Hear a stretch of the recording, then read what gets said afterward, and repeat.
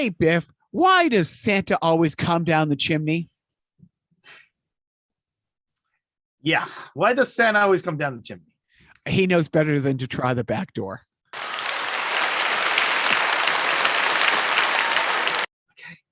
Okay. Hey, Biff, what do Yeah. you call an elf wearing earmuffs? What do you call an elf wearing earmuffs? It doesn't matter. He can't hear you.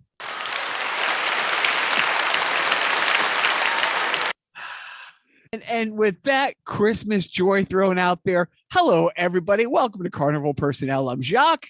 Where's Joe? Where is Joe? Hey, this is Biff. Joe got smarter and bailed months ago. But so you get all this. So Biff and I were just talking. There's going to be a very short sideshow this week, wrapping up the Joe's Basement. We did some interviews with some new friends. It was really great that I want to, post it. I've been telling them I posted a couple weeks ago, but that's good. But Biff hit me the other day.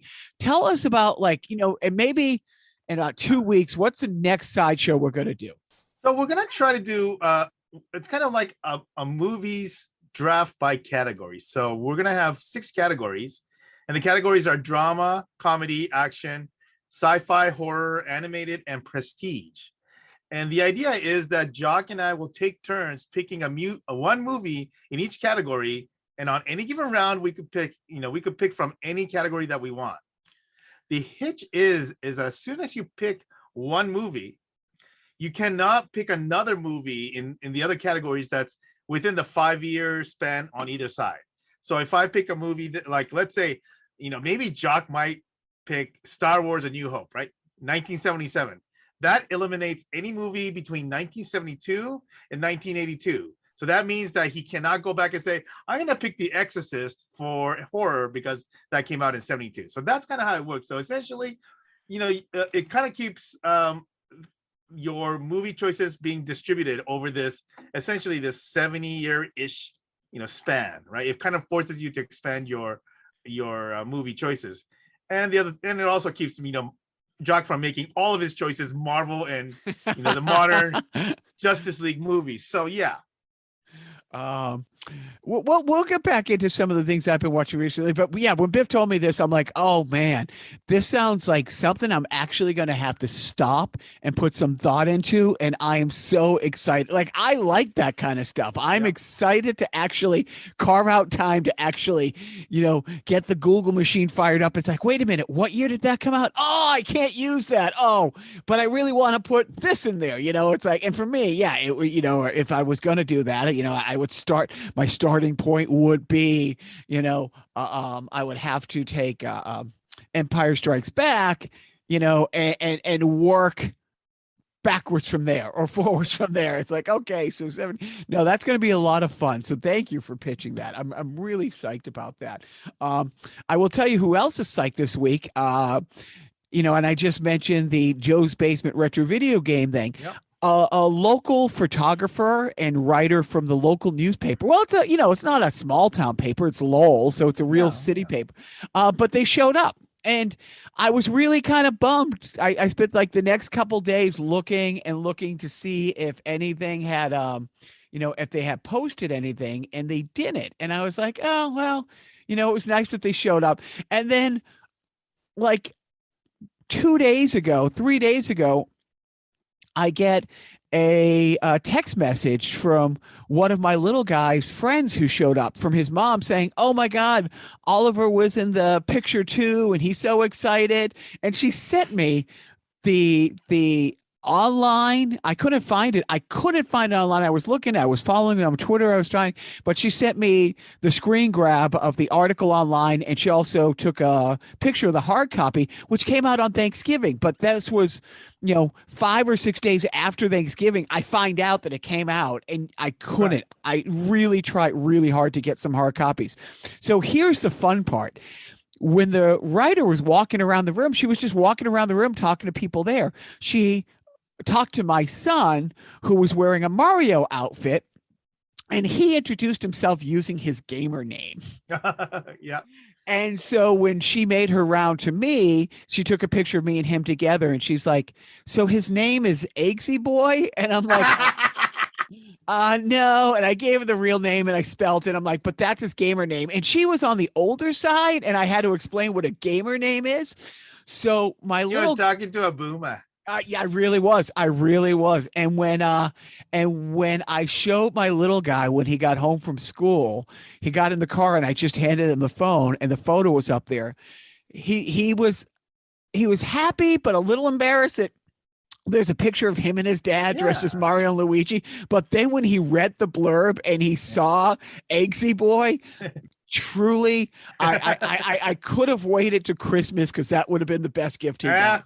He just lost his shit, and he was like, "Oh, when I talked to her and blah blah blah," and I was explaining, it's like, yeah, the press is pretty much easy to manipulate, even on a national level. But that was so that I'd say that was the Well, high. I mean, come on, it's a hometown paper, right? I mean, that's what they're supposed Yeah, to do, right? no, Yeah, exactly. And I'm not doing an event in December, but I am going to do one in January.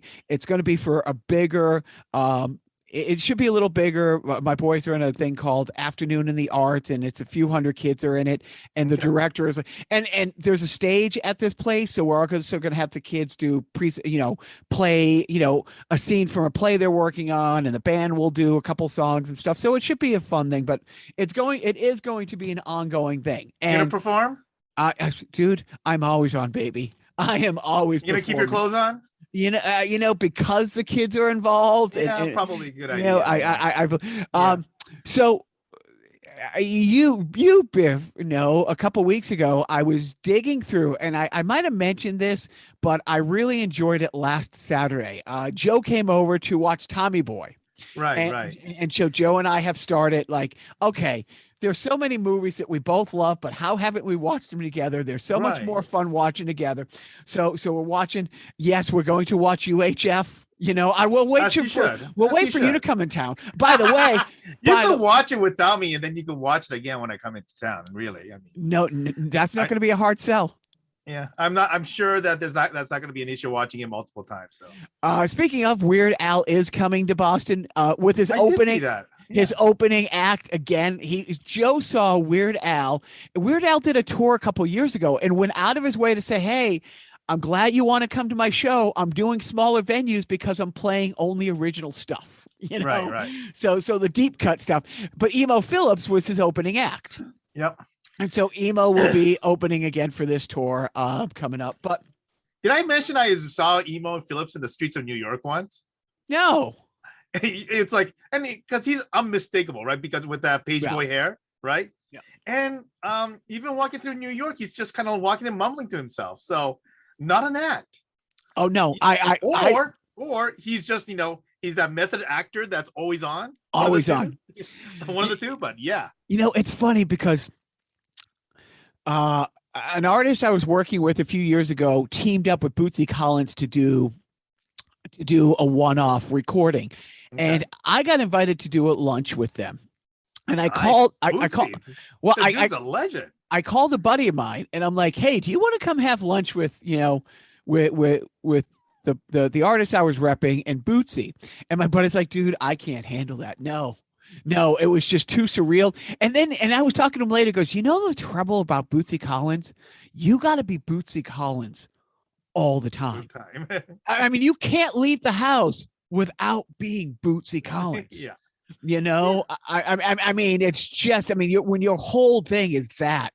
Anyways, so a couple weeks ago, and I sent you and Taylor an All-Star like some pictures of stuff that I was finding because I'm doing I've done a few big purges over like the last decade, and not that I have a ton of stuff to purge, but I'm like, I got like 6 boxes total to everything in my life, including comics. And I'm like, I'm getting the 3 comic bins down to 1.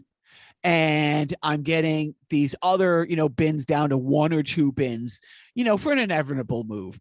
And I found some awesome stuff. I found, all this, a whole folder, and it's as thick as a phone book of the sketch portfolio that Joe and I in like Mm, 94 sent out to like mm. Conan and Saturday Night Live. Nice. And we Yeah. actually got a call back one day from a guy from, one of the head writers at Yeah. Conan who talked to us for like a while of going through some of Nice. the stuff. And it was funny because Joe, I ended up a year later moving to LA, and then like Right. 2, 3 years later, Joe moved out, and we ended up doing a show, which some of those skits, Right. Ended up on. Yep. and I should have prepared better. I should have prepared better to go through some of the skits. Actually, I'm going to hold on one second. This is not going to be good. Yeah, no, Oh no. Oh, maybe I gave it to Joe to take. Let's just hope he keeps his clothes on. I think Joe might have. Okay, I'm supposed to fill time right now. Oh goodness, here he is. Yes, no. Okay. I'm not going to read, the whole skits, but I wanted to see if I could find some, because even when Joe was reading it, he was like, just the premises. Some of the premises were just, is there a table of content? Am I going to get canceled over this? No, but they're, no, you're not going to get canceled. You're going to be like, wait a minute, Saturday Night Live passed on this. There was a skit called We're Tell 'em, a commercial. If you have bad news and you don't want to tell somebody, for a fee, we will tell them. For example, your wedding is today, but you realized, and I can't, nope, a stenographer for hire. I hate you, die bloody whore, and I'm glad I gave you herpes. Shouted out in rage will now be officially logged. Why argue about what was possibly set yesterday when you have new things to fight about today? Book burning theater. Book burning theater.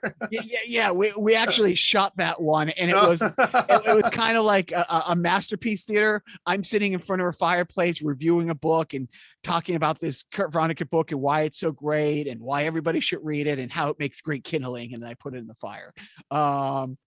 Physics Today, which we did. Let's see. This Is Your Rotten Life. So now that will be a documentary. Yeah, exactly. So Joe came over like last week to watch that, and I didn't tell him I had found this. I just handed it to him, and he was part delighted and just part cringe. You know what I mean? And it was just, I can't believe I thought this was a good idea. What, these skits or being friends with me? a little both. It's probably like, recovering your childhood diary and reading some of the entries, right? Yeah. Oh man. So that was fun. Did you keep a diary as a child? I heck no, that's way too much work. No, okay. So when Joe also came over, we started to watch a couple Christmas specials because that's that time, Biff. It is officially Christmas. Legitimately, once you hit Thanksgiving, I think it's all on, right? And Joe brought to my world a couple projects that I didn't know existed. And I'm really happy / pissed that I now know these things are out there. Okay. You can't unsee things. Are you familiar? Because of your age, you might have been in Toronto. I think it was in 78 or 79. Well, that's a little bit after I left, but let's see what that one. Yeah. Okay. Rich Little did a one-man Christmas Carol. Wow. Where he played all the parts, but he played like Ebenezer Scrooge was his Richard Nixon. Right. And Bob Cratchit was Paul Lynde. And I'm like, wait a minute. Get Paul Lynde. You might not have been able to get. Oh, dude, it was. You remember Joe's famed self-indulgent theater. This was for an audience of one. I think Richard Nixon, I think Richard Little did this for Rich Little. But I mean, in all fairness to everybody, there is that Canadian content requirement. So if he did it for Canadian television, he's his Canadian heritage automatically made him Canadian content. So it was the BBC produced it, and BBC or CBC. CBC, sorry, the CBC. CBC produced it, and it ran the next year in the States. But the first year it was just I can't say I remember this. Oh, dude, it's like I implore you to watch it, but don't. Yeah. It was awful on one way and then awful on another way. I didn't know that Margot Thomas did a almost Marlo? Marlo Marlo Thomas, Thomas? sorry, did a almost a shot for shot made for TV remake of It's a Wonderful Life called It Happened One Christmas. And it wasn't on like whatever what do they call it? The Hallmark network Well, or no, something? this was back in the 70s. Oh my god. And Yeah. Cloris Leachman, or maybe it was the early 80s or the 70s. You know, I think it was this, I God. think it was during her Batgirl time period. And honestly, you know, it's worse. It's worse than the fetish her father, Danny Thomas, was into. You know, I mean, I don't know about her father's fetish. Oh, dude, I'll just say this.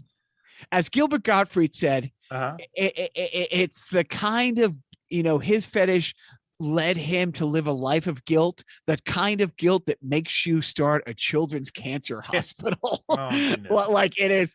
Just look up Danny Thomas, and I guarantee it was the first thing that comes up. But anyways, it's horrible. Like Cloris Leachman, it's like all the roles are reversed. So she is, you know, George Bailey, but I forget her name, like George, and it's like Cloris Leachman is Clarence, the, you know, the angel that's trying to get her wings. Dude, it's painful. We got about 10 minutes in and I'm like, dude, I can't. I just, you know, we got through most of the Rich Little. And it was one of those things where you kept wanting to see if it could get any worse. And it did. It for each time a new impression came on, and I can't believe that Rich Little was once A-list. I mean, because he was such a big Carson guy too, right? I think Carson kind of elevated him to that level too. So, you know, he had his own talk show at one point, or you know, but I mean, he's basically an impressionist, right? I mean, that's all he did. Yeah. I think he basically was just one of those guys. I mean, some of the Carson bump people, like I think Joan Rivers is really kind of in some ways underrated, and David Brenner is another one. He was underrated. He was fantastic. Yeah. So there's a few of them, but Rich Little was you know. So now that we're talking about movies, over the last few podcasts, we've talked about the Hammer films. Right. That and the absolute rabbit hole I have fallen down. Well, I just got word the other day, and maybe either you or Joe sent it to me. Hammer Films is being brought back. They are going to be restoring their entire catalog and re-releasing it and producing new movies. And I can't help but feel the Carnival personnel bump over the last few months has spurned that on. Yeah, I'm sure that's it, right? Because, you know, going from 2 to 3 really probably would have done that. When's the last time you've heard of Hammer Films before I started? You know, all I can say is that, you know, if that's where Hammer Films is at, good for them. You know, look, our friend John always says it takes a lot to make a coincidence happen. So I'm just putting. Am I taking all the credit? No. Most of the credit, sure. So speaking of cancel culture, you know, I'll ask you, Biff. Has the woke Sesame Street crowd gone too far this time? What you're talking about the first puppet of Asian heritage? Is that, you know, I mean, is inclusion really that important to children? I mean, I guess what I'll ask is that, you know, what urban neighborhood took this long to get an Asian to move in? That's just my basic question. It is funny because it's one of those things when you hear, wait a minute, really? They're so progressive. They've always been so progressive. And it's taken 52 years for and it's kind of hard to tell. It's like, hey, is that puppet Puerto Rican? You know what I mean? It's like, it's a puppet and stuff like that. But still. I will say this, whenever you do, and same thing with animation, right? There is that fine line that you have to kind of toe to make the depiction somewhat accurate and reasonable, but not offensive, right? There's that, you could quickly go from, yeah, that looks authentic to, yes, no, do something with those slanty eyes, right? Right. I mean, it's it's really that fine line, right? So I I'm- think that non-real life, like animation, puppets, all those kinds of things, I think they have it tough because they have to kind of nail it. They have to kind of hit that sweet spot, right? that sweet spot. Yeah, absolutely. Because right, there is a line. It's like, wait, is this parody? Are you serious? are you making fun of this? But and again, it is great that for 52 years, like Sesame Street has led the way with so many, but it's just so funny that it's like there's so much.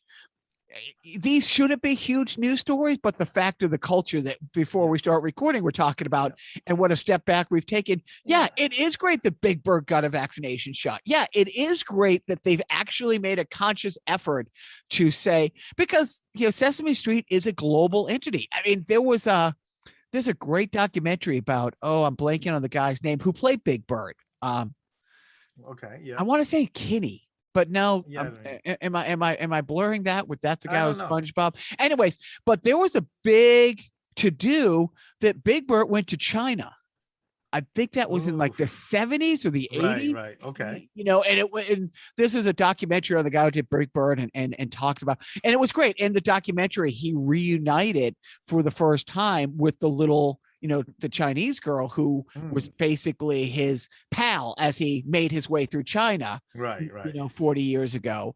And it was great. No, so I think all kidding aside, it's one of those things. I think it's great, but I'm like, it really took this long to, but then again, it's like, we have a woman vice president, and, a person of color. And you're like, yeah, it's great that Kamala Harris is here, but it's really taken 250 years to get. Well, and also if you look at it from, and not that it was kind of a wild shot, right? Nobody believed that Walter Mondale was going to win that election, but since Geraldine Ferraro was put on that vice presidential ticket, it's been 40 years or whatever it is. So. Right, 40. So. Now into more happy news. COVID, it's all done. It's all wrapped up. It's all that's good because right? I'm ready to. Good. Like I said, I'm ready to travel and everything. That's good. Yeah. So and your current home state, California led the way again. First Omicron case in the U.S. was reported in California last week, right? Yeah, but I also I think I read that one of the attendees of the New York City Comic-Con.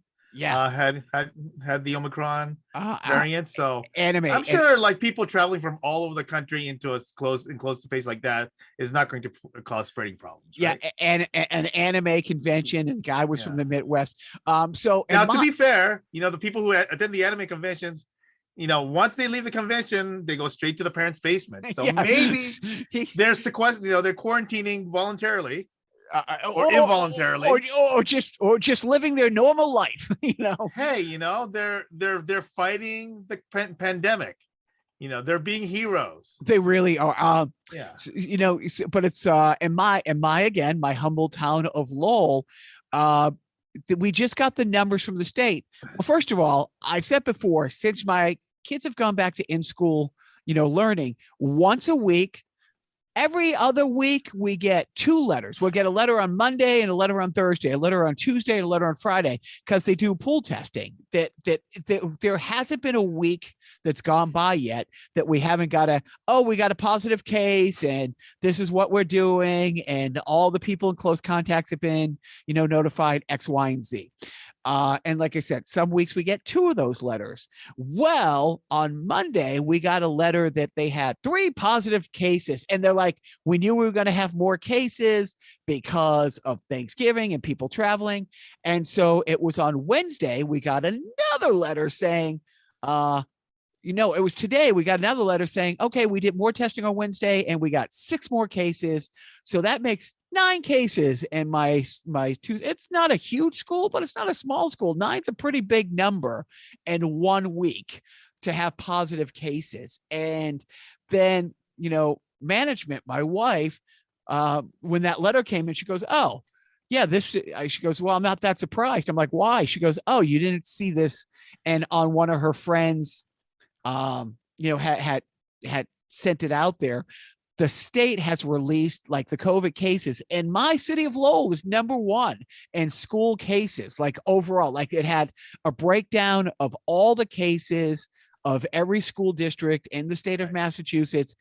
And think about that. Lowell beat Boston. Lowell beat Springfield. Well, so, but in fairness to, I did look at your numbers, but the Lowell number in terms of the staph infection was half of Boston's, roughly. Right, but no, we're an eighth the size of the school system. I'm not so sure what that means, but same. It's like Valencia versus LA. So it's like there's a lot more people, but yeah, but the percentage wise, and as when I sent that email to you guys today, Joe wrote me back, goes, seems like a lot of parents in Lowell are doing their own research, And look, we can only do what we can do. My little guy got his second shot.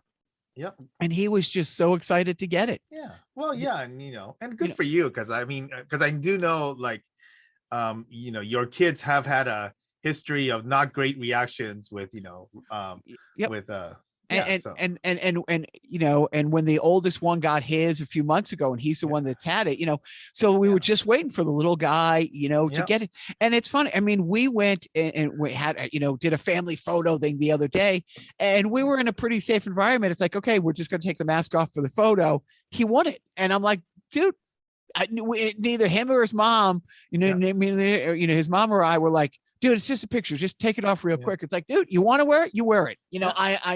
I am not going to, and 6 months from now or a year from now, I see somebody with a mask, and I'm going to be like, yeah, good for you. It's like, maybe you just have a cold, maybe whatever, but if he wants to wear it, but so I feel pretty protected that, both the boys have both their shots. They're really good at keeping their mask on, but it's just crazy to think, we don't live in a tiny town, but we're not. I think we're the fourth largest. I think Springfield's bigger, Worcester's bigger, Boston's obviously bigger, but the fact that we're number one, and COVID, but in Lowell, and it's surprised. It does.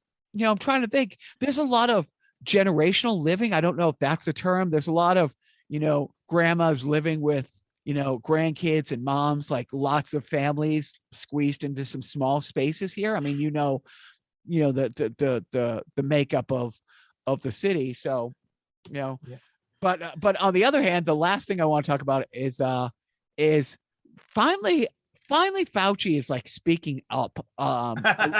No, because he was compared to Joseph Mengele on Fox News, and he's like, and he came out and he goes, how is that person not suspended? You know what I mean? It's like, right. I'm glad that he finally said something like, dude, you comparing a guy who was a genocidal maniac, and Fauci's thing is he's trying to save lives. So you're mad.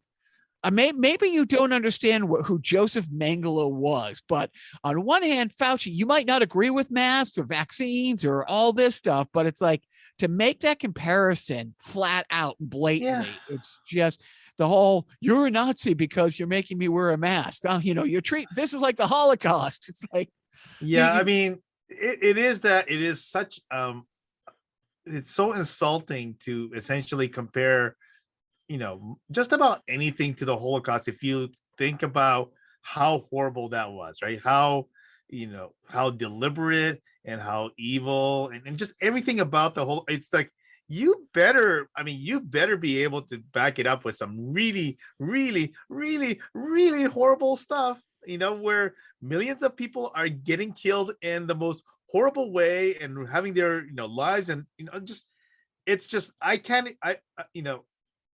in modern times, right? It's, if you want to maybe compare the Holocaust to like some of the genocidal, colonialistic, things that have happened, okay, I'll listen to that.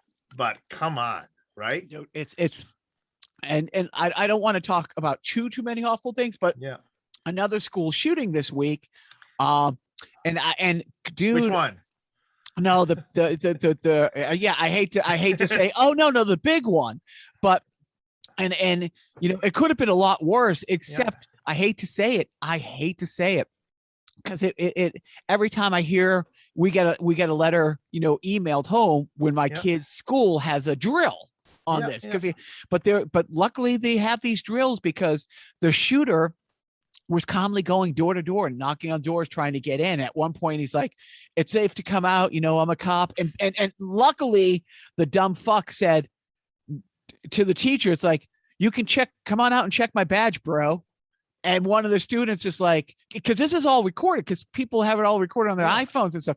It's like, and one of the students, that's a red flag. He said, a cop wouldn't say bro, but so anyways, this is the first time that I remember, and you can correct me if I'm wrong, that the parents have been charged with manslaughter. Right.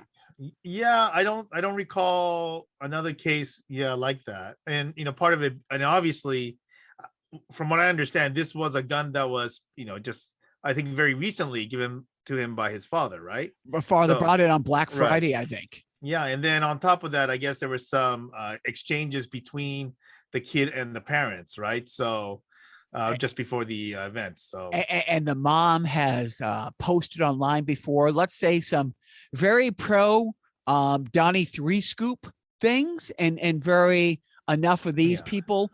But as of the recording of this podcast, the parents have fled.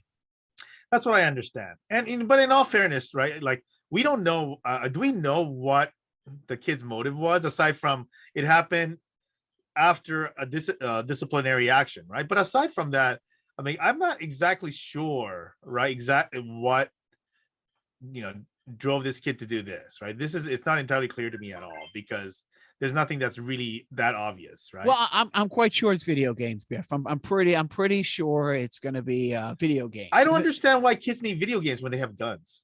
Right, dude. Some a-hole's going to make that argument. And again, as you and I are recording for we're saying that it's not Marilyn Manson's fault anymore.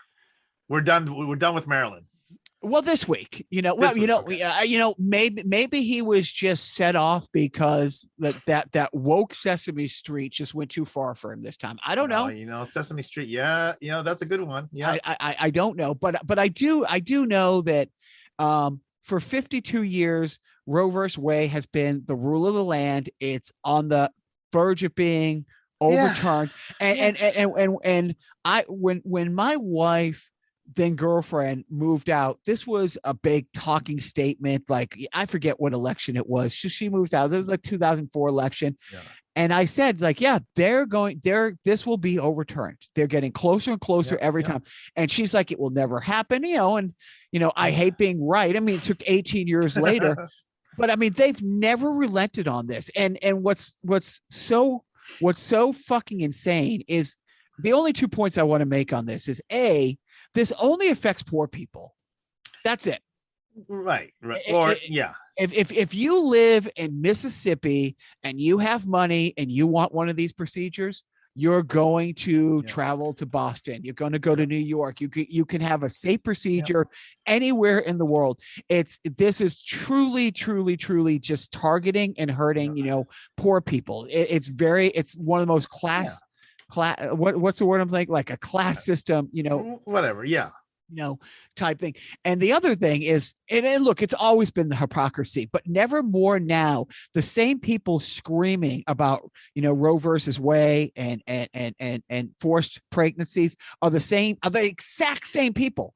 It's the exact same people saying, dude, it's my body. Vaccines, you can't make me take a vaccine. It's my body. It's my choice. My body, my choice.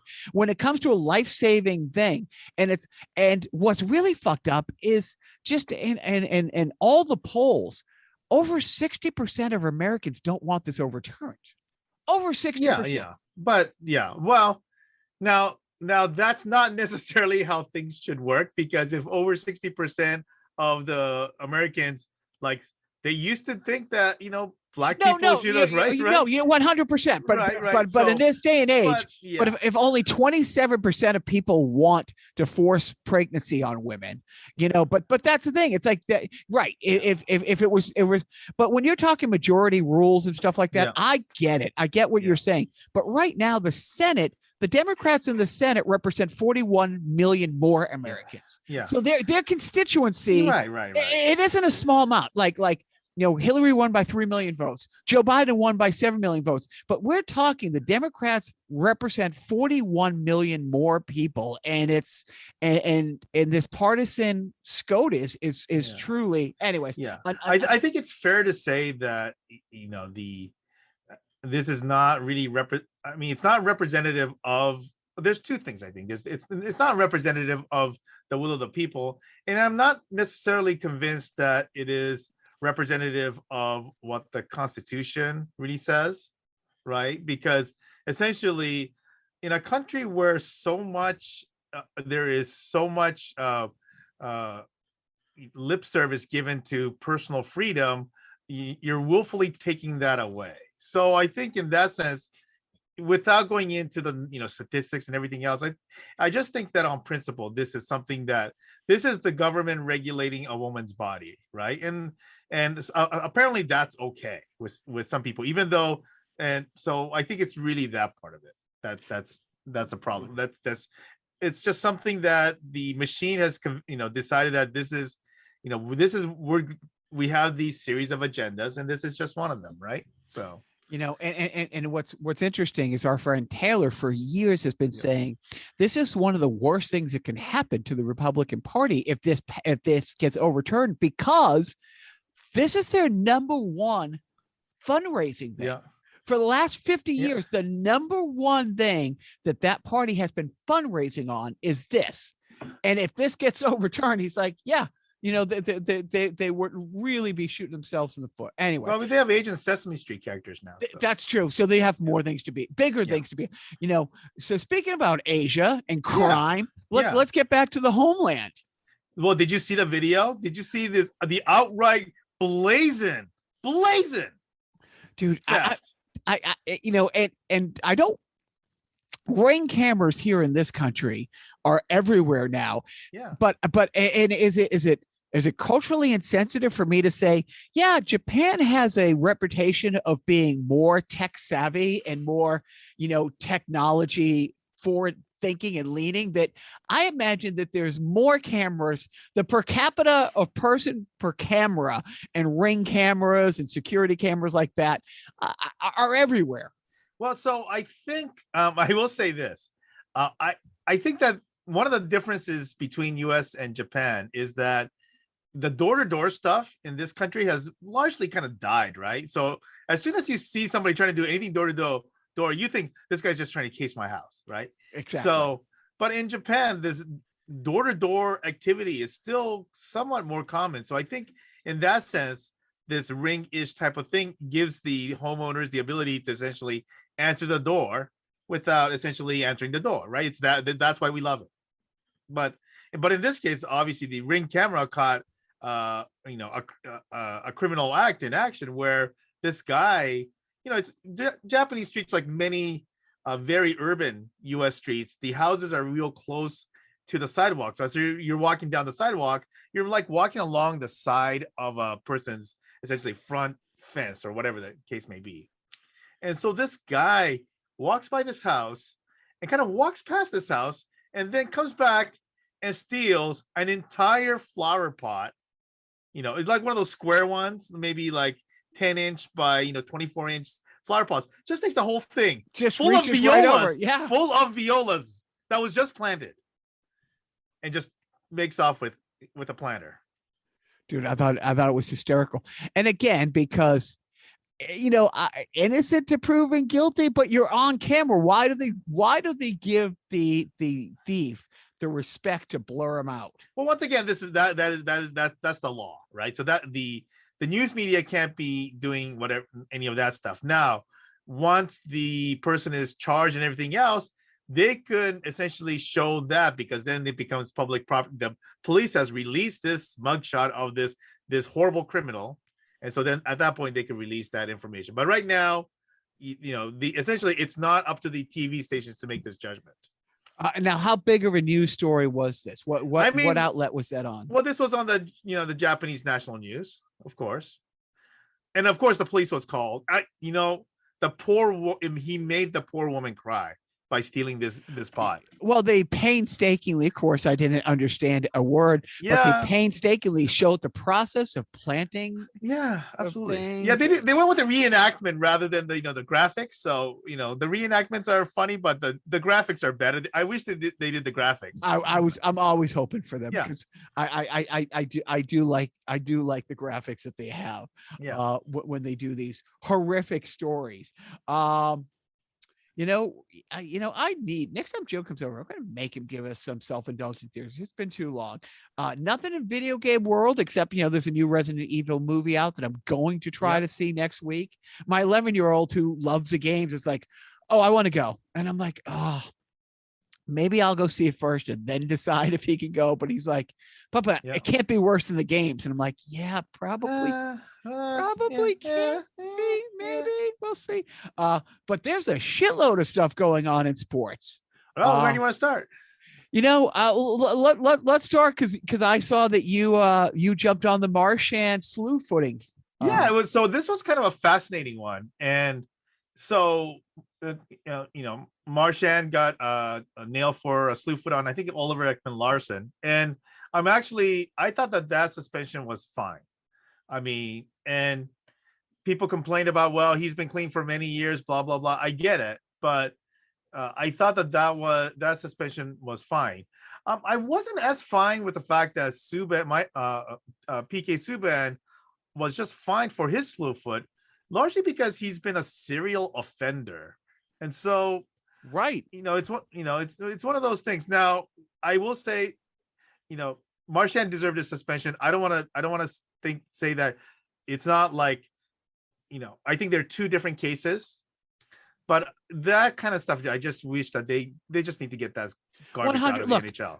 Marchand has been my favorite player since his rookie year. Rookie year 2011. He's been my favorite player. And there's times where it's really hard to defend his shit. He's been suspended 7 times. And at least 5 of those were well earned. This one, it's like, yeah, I'm not upset that he did, but this is the 3rd time. And I didn't realize this because I don't follow PJ Subban that much, but it's like, this is the 3rd slew footing this season that he's been. He just does it all the time. And I think it's a habit. And I just think that he needs to be punished so that habit disappears.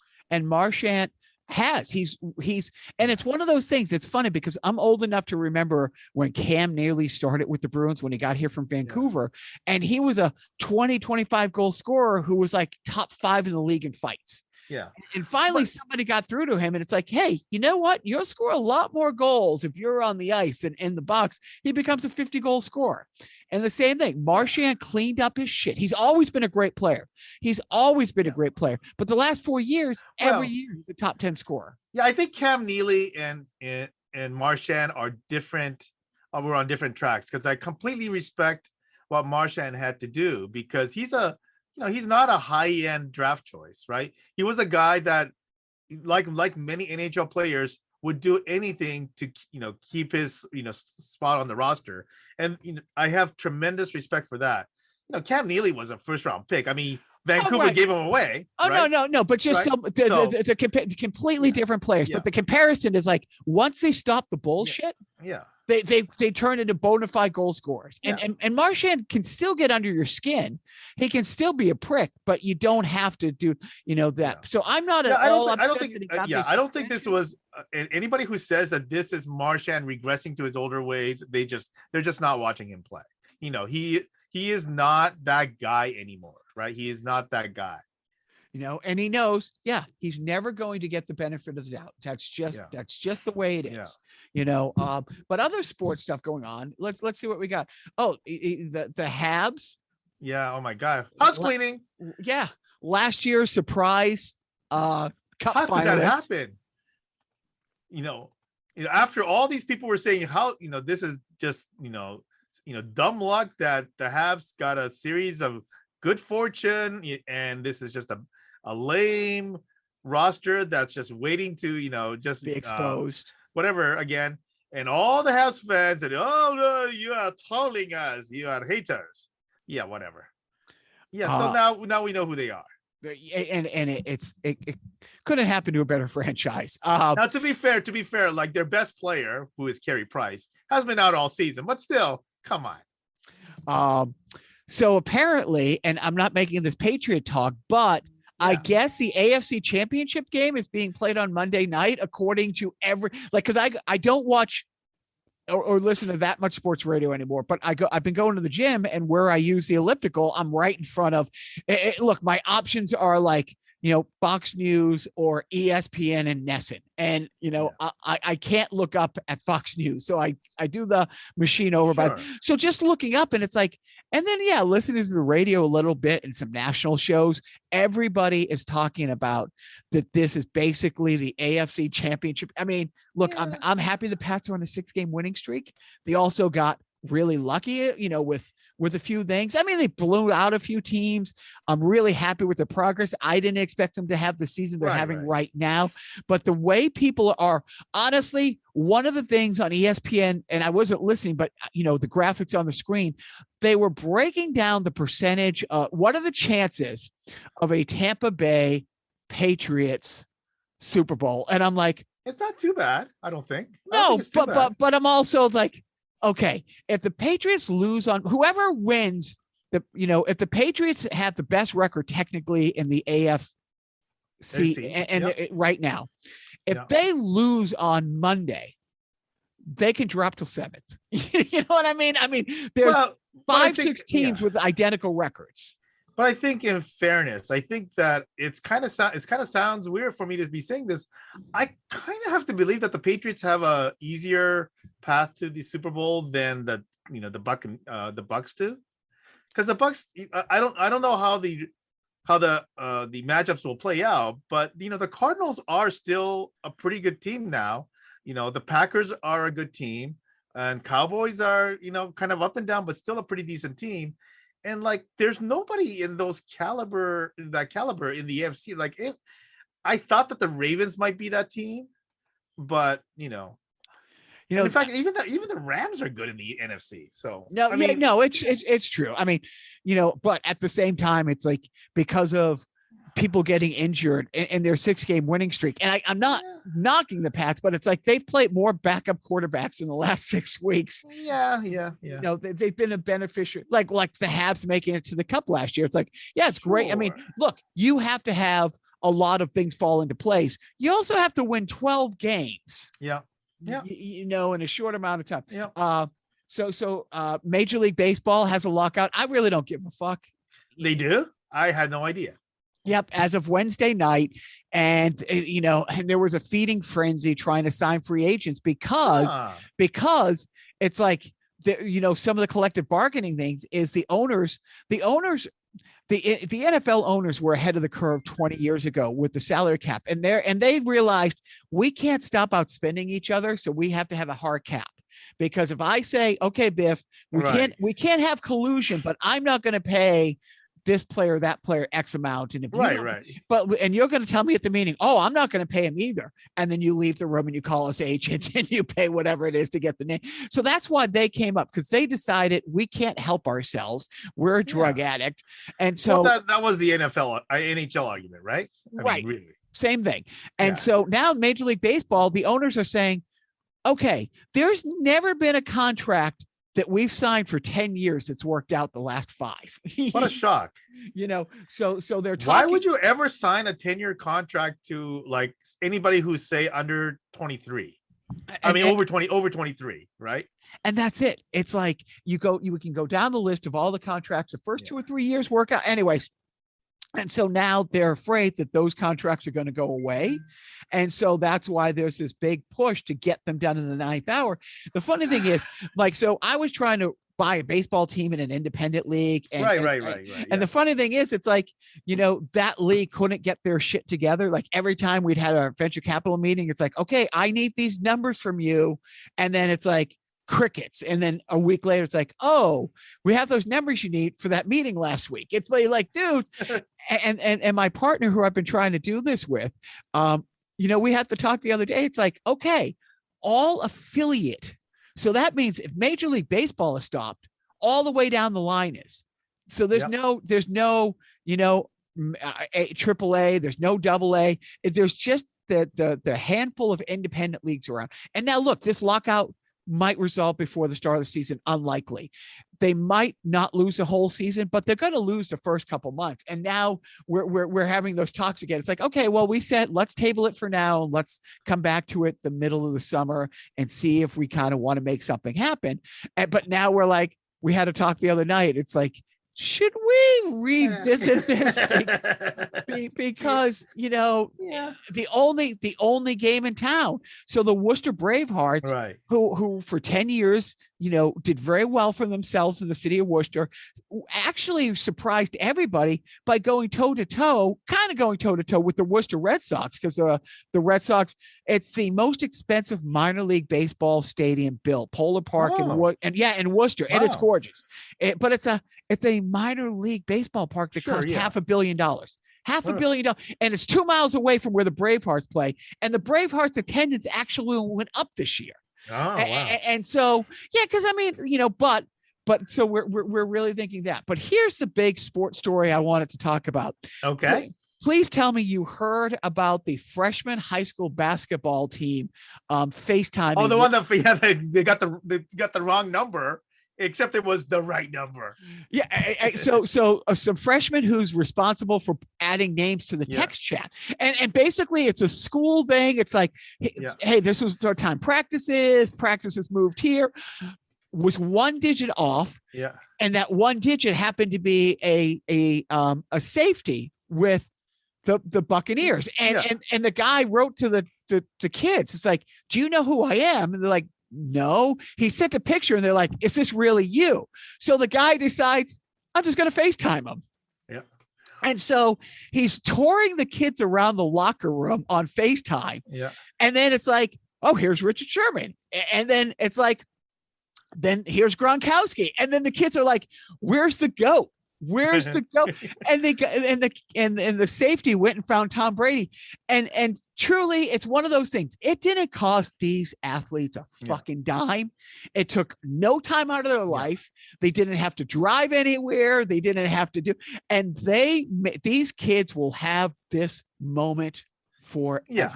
And it is one of those things where I think I try to say this about Brady, where there is that person he tries to make himself out to be, and there's that guy trying to sell his goods.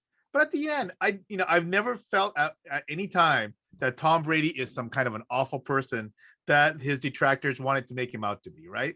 At the end, he's just another guy who had a dream to play football and now has fulfilled his dream, right? And it was just, I mean, kindness goes so far. Yeah. It is the best feel-good sports story, and it was so. Yeah. It wasn't there. It wasn't a PR stunt. There wasn't any press involved. It was just this guy reaching out to these kids, which, in of itself, would have been amazing for these kids to have this moment. But what it turned into, I think, was absolutely great. All right, Biff, what are you watching? I'm watching a goofy TV show that features that little girl from Pacific Rim whose more recent picture you thought was a porn star. Essentially so the show actually revolves around young people who are fanatic about some specific stuff, and they come on the show to talk about it. And many of these kids are fanatic about food related stuff. And I've been watching those food related shows, and it's freaking awesome. Like, there's a 12-year-old kid who is obsessed with international spices. So he says, take a look at this thing from this country and do this to it. So I've so far tried a couple of them. One of them was an easy one, because one of them was, he says, put tahini. Do you know what tahini is? It's spelled Tajin. It's, so it's I think it's a Mexican spice mix. It's kind of citrusy, but has a chili pepper kick to it. Oh. And around here, a lot of the people selling fruits will put tahini on like mangoes and stuff like that, and it accentuates the sweetness of the mangoes. And he goes, put it on vanilla ice cream. And I said, yeah, no way. That does not. I literally, I couldn't tell it was ice cream. It looked like a slab. I'm dead serious. It looked like a slab of tofu. Oh, no, there was a tofu one. That is a There different was one. item. Oh, okay, Yeah. okay. That was the one where they put the olive oil and and this other spice. I Some think that orange one, spice. It had some yeah, that one I orange. think is like a Croatian spice, that I have not been able to find. But maybe I have to go to Cost Plus, import something like that. So yeah, now I want to try all these other different things. So that was I've been great. obsessed over that stuff, but it's actually kind of funny. And that girl is actually, so she's kind of like for a time, I think she was like the biggest actress in Japan. So she's like really huge. One of the guys just struck me as like the Japanese Guy Fieri. Well, actually, so there's two other guys that are on the show. Those two other guys are actually a comedy duo. So that and comedy duo kind of stuff in Japan is actually pretty common, where they have they essentially do kind of conversations off of each other, or maybe little mini skit type of things off of each other. So that kind of stuff is actually pretty common, and not just two guys. It could be any gender or whatever, right? But that's actually a pretty common scheme in Japan. And the funny thing about Japan is that the variety show concept still kind of exists there. Yeah, and it was. I mean, I don't understand a word, but I watched like 10 minutes of that clip. No, she's great. I haven't started watching it yet because there's a lot of moving pieces this week, but I really am looking for it because Joe's been keeping me up to date. I mean, he's not the biggest Beatle guy, but he's becoming the biggest Beatle guy. Yeah. I'm eager to watch it. I mean, I grew up a big Beatles fan, so yeah, I'm definitely eager to see that. So yeah. And it's one of those things where Joe, was saying it's like you think after 50 years you've seen everything, but it's like nope, not even close. Yep. The footage and the access that they have. I'm watching we're of course watching Hawkeye, that's and it's great. So far they're 4 for 4, the Marvel fucks with whatever. No, I don't care what you say. It's Hawkeye is just Batman without all of the treasury to make good stuff. I mean, what's interesting is in the comic books he's hearing impaired. Okay. Hawkeye, and he hasn't been in the movies, but they've made him hearing impaired here. Oh, okay. And so they couldn't find a hearing impaired actor for that. I'm just saying. No, actually they have without giving anything away, but one of the main people in this is a hearing impaired actress. But Jeremy, I think it's time to poke out Jeremy Renner's hearing then.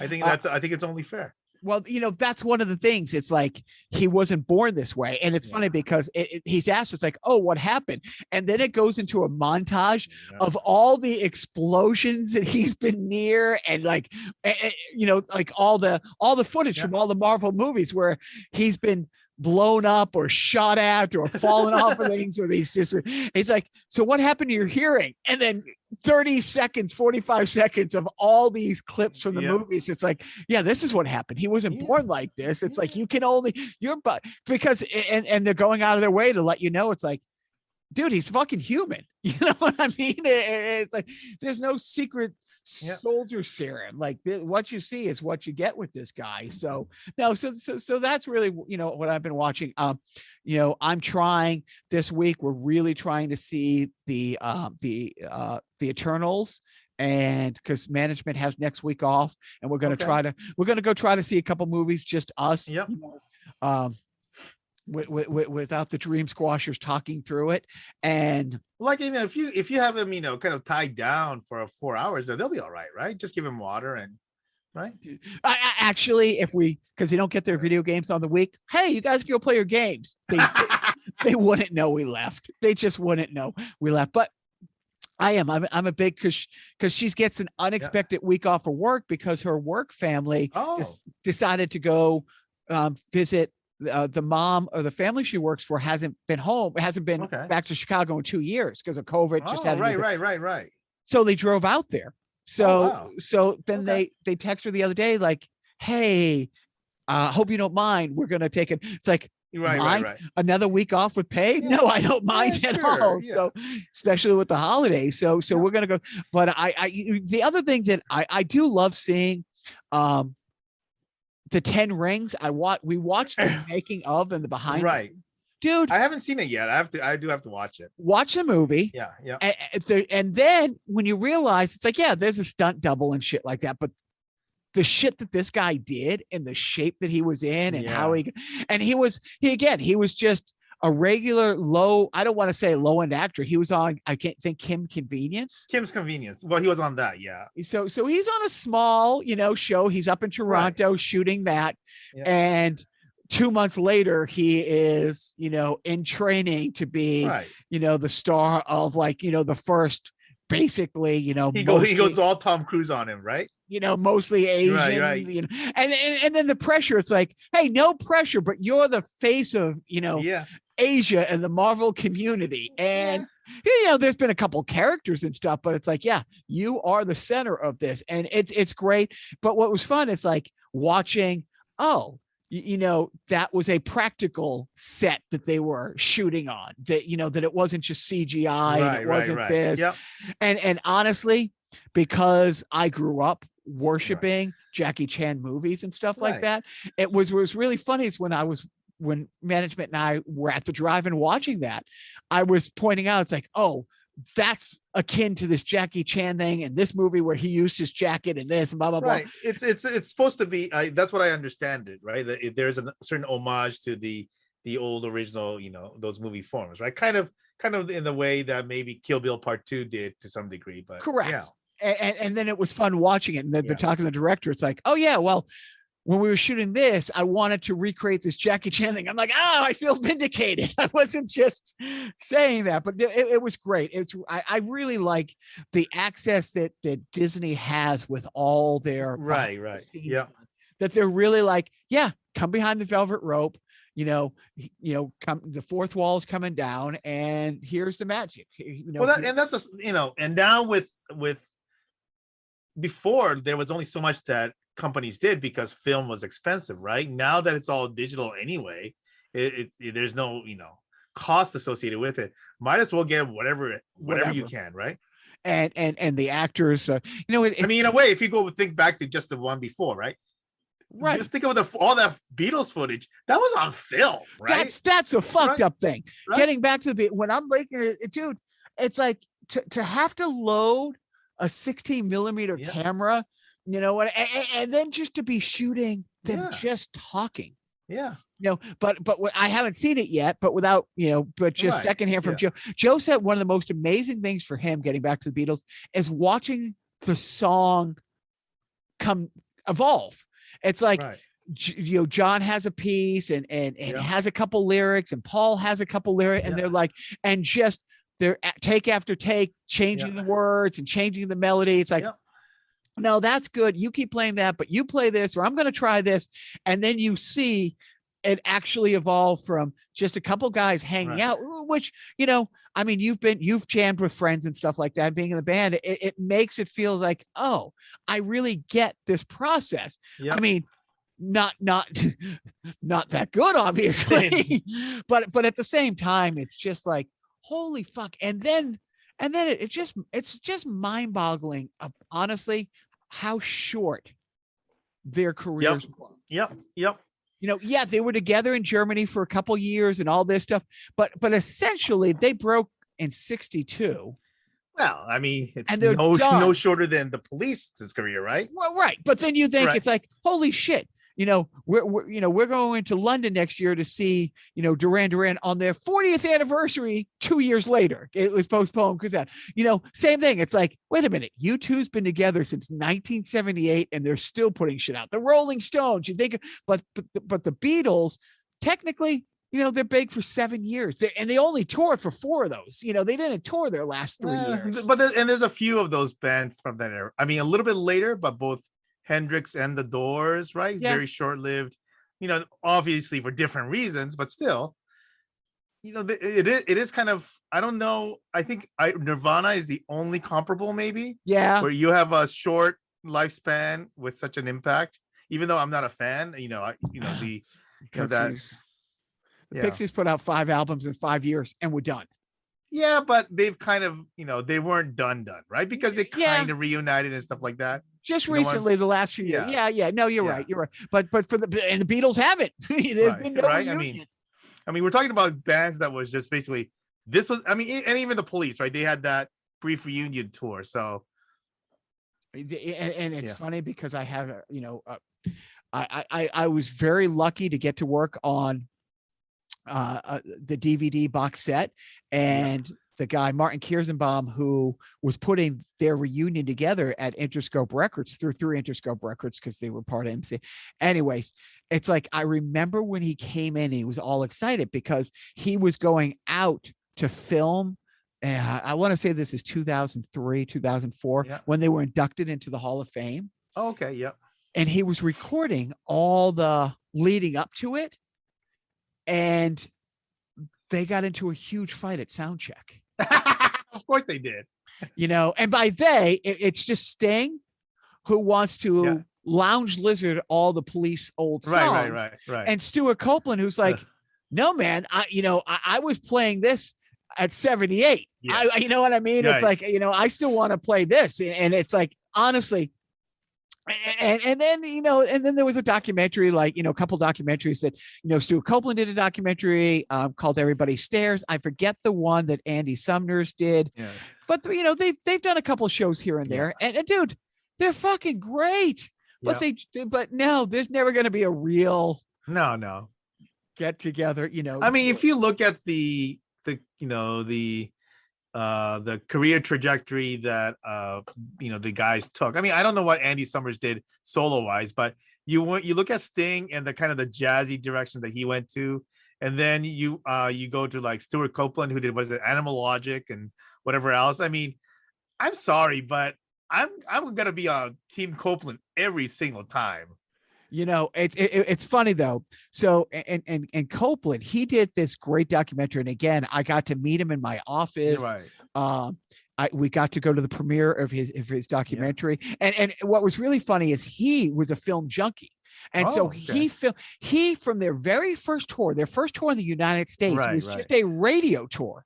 They went from radio station to radio station across the country, landed in New York, wound up in Los Angeles, and that's all they did. Went to radio station after radio. But he had his little handheld camera. Right. So he had these, they were little cartridges.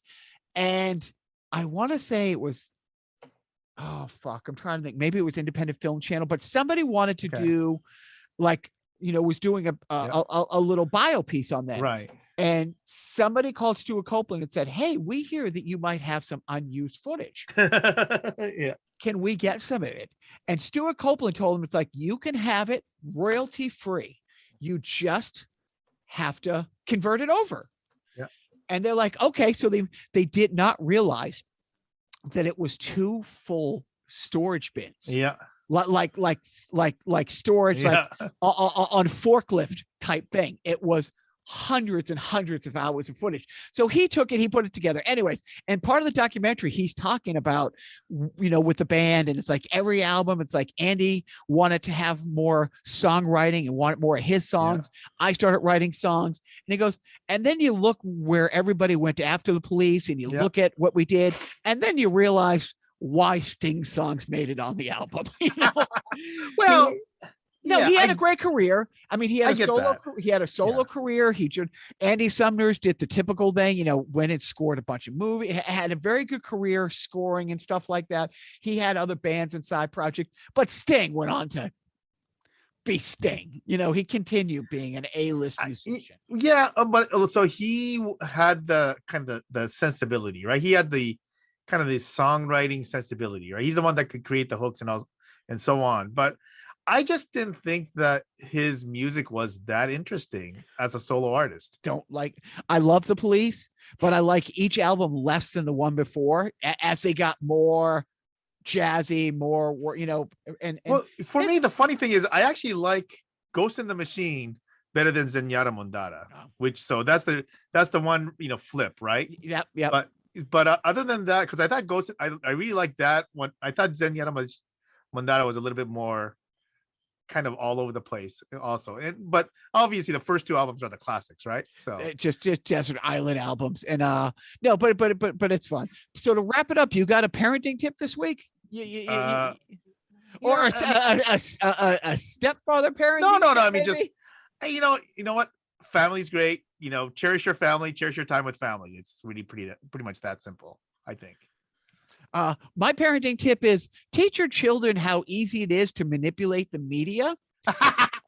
And honestly, because I've actually had a talk with my little guy after, I'm like, you see how you kind of pulled the wool over this woman's eyes?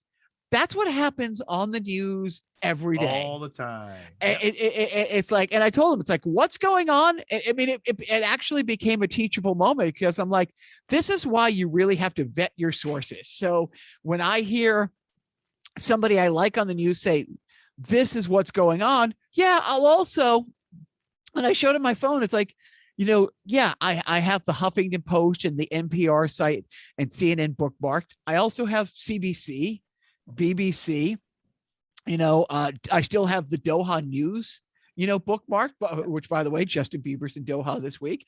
I knew you'd be happy to hear that. But it's like, I told him. I'm happy to hear it's not a Leafs game. But I told him, it's like, what you did is fun and funny. I used to do it with my band all the time. It was a lot of fun. I would call up and tell them, if I said, also, people are easy to fool and lazy. So if you call and give them the who, what, where, how, this is why it's a story. This is how it's a story. This is when it's a story. If you do a lot of their legwork for them, so the woman showed up, she took some photographs, dude, it was fun, but it did become a teachable moment that, hey, you know what,